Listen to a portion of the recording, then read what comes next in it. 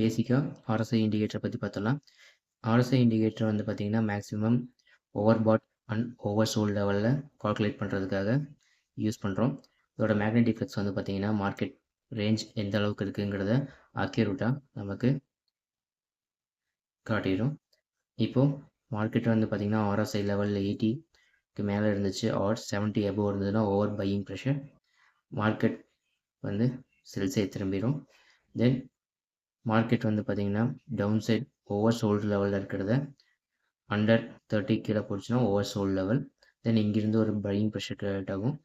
இதை வச்சு நம்ம மார்க்கெட் ரிவர்சல் ஆக போகுதுங்கிறத தெரிஞ்சுக்கலாம். தென் வந்து பார்த்திங்க அப்படின்னா நம்ம டெய்லி மார்க்கெட்டில் மார்க்கெட் எவ்வளோ தூரம் போகும், எங்கேருந்து ரிவர்சல் ஆகும்.